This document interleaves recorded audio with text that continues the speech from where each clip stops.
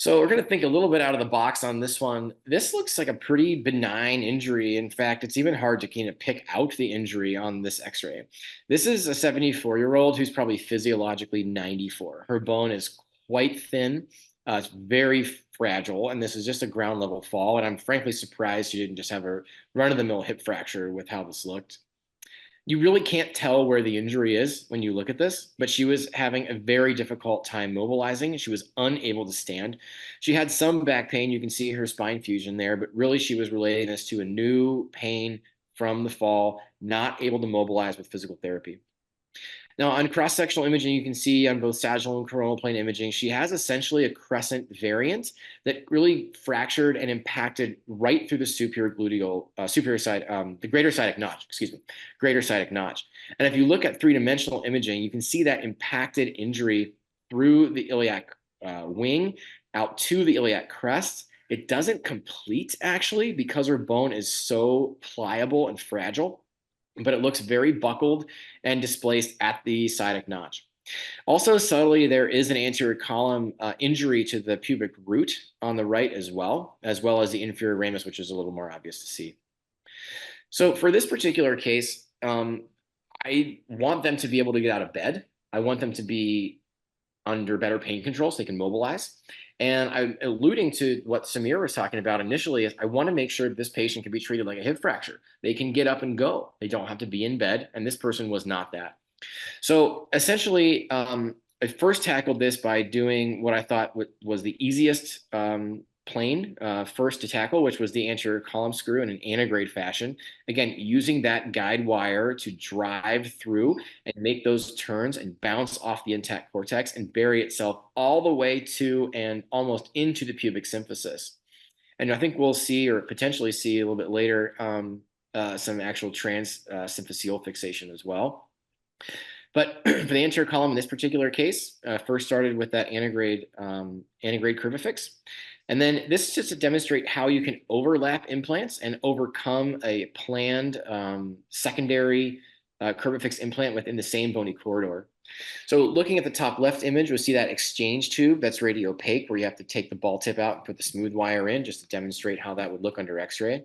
And then after that anterior column screw is in, we can start a standard LC2 corridor and use that wire where you can see in the top right on the object inlet and then on the iliac oblique in the bottom left and center image, how that wire can steer past up and over that anterior column implant without really any problem. And then you can see on that object or outlet view where you're looking really up the pike, really that TP view in the bottom right, the implant kind of driving right up the sciatic buttress into the posterior superior iliac spine.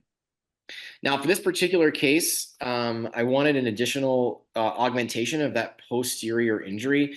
And because she didn't have a complete fracture out the ilium and she was quite fragile and frail, I didn't want to make any larger incisions and get into any major blood loss.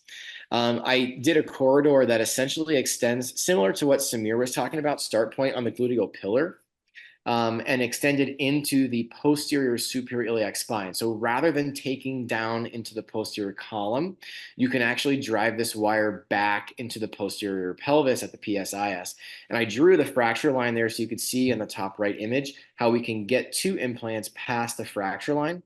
And in the center top image, just to know that because the driving end is a little bulky, especially on the 9.5 implants, you can have a countersink that drives into the iliac crest along the gluteal pillar. And you'll just see some representative images of what this looks like, first with the actual insertion trocar, finally by the exchange tube getting down into the PSIS, and then followed by the final implant. So this is what the construct looks like for this particular patient with 3 CurvaFix implants tackling each additional injury.